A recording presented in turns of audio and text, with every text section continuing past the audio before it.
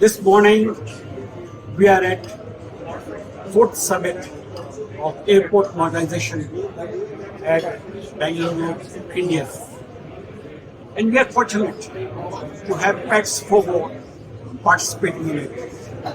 And more so, because we have the Chief Commercial Officer, Mr. Bjorn Pieper, also attending it. So I request Mr. Bjorn Pieper to give us a little brief on the event. Thank you much. Thank you very much for having me, and thank you very much for giving me the opportunity to present us our product here in India, and especially with the focus on the airports, as we are here at the Airport Summit. So Pass 4, a product which is already in existence for more than 25 years, and we cater to over 100 airports when it comes to their information gathering and displaying. Be it flight information, can be advertising, dynamic guidance, any demand you would have as an airport, we can fulfill.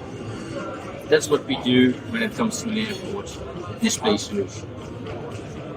What is the difference between the old type of communication and the type of communication which you are talking about? Okay, if you look at the old type of communication, what we see in many cases is that the data, so the actual flight numbers and the layouts are clubbed together.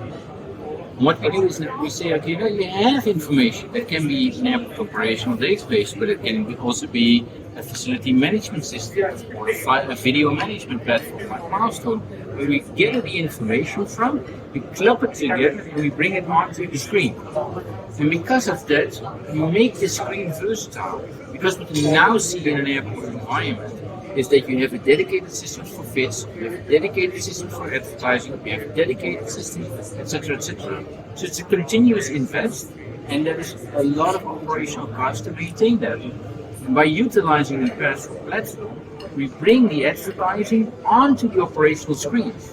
So if a gate or a check-in counter, as an example, is not used for a flight, use that already done investment to drive your advertising. I see. Tell me one thing, how long have you been trying this particular technique? Well, to be honest, the technique is from the beginning. We say data is in our DNA. So in the beginning, you already start to separate the data from the layout. But of course, only over the last, let's say, 10 years, this has been taking flight. We see more and more airports in Europe, but also now here in India, where this philosophy, this vision is taking a higher life. I'll ask you one more question.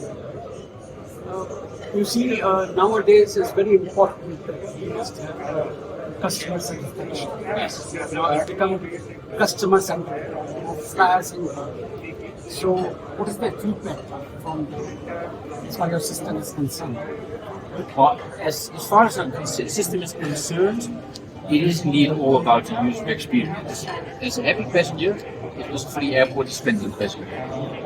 And only if they are satisfied, if they're at ease, then they will actually do more. And what we do in order to facilitate that is we say, okay, we look at the analysis of the actual flight. And there are a few examples. If you have flights and you can buy duty-free goods, then you have customs regulations. So for certain countries, you're not allowed to bring any alcohol, so why advertise the alcohol? And you can also be quite generic. So the Chinese people are looking for authentic products, the Indians are looking for gold, the Russians are looking for vodka. So you can do a bit of a population analysis and optimize your advertising around it. The third part what we do is we say, okay, not everybody that's on board the plane that goes to Amsterdam will speak Hindi. So why display the information in Hindi if they can't read it? And especially boarding procedures. So now boarding row XYZ. So what we do, we bring this information and we make it multilingual. We club it together also with the PA system. And that's when you have a full solution when it comes to your announcement. Now, the last question. Which are the airports where you are in India, where you are practicing this sort of system? Okay, so at this moment we have one Lucknow Airport, Leh Airport, and I was very fortunate to be here in Bangalore this week because of the fact that we got awarded the Bangalore airport yesterday. So you just have to scoop. You know, India is going to be one of the greatest countries where the largest number of people will fly, because Prime Minister has launched a new concept of Udan, where he is wanting a very common man, even last week, world class also in flight. And he is activated almost 50 odd regional airports. And with that, I think there's a lot of market. I agree, and that's why you're here, and that's why we're setting up our own facility here. And India is an economy on its own, a continent on its own, so to say. This is between cities, it's far. Air travel is the common way to get from A to B.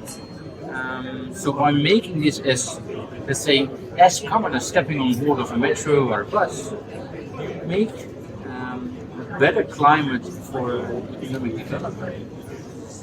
I think it's the right way. Yeah, we're here. You're happy to be here. I am. I love the food. I love the people. I love the weather.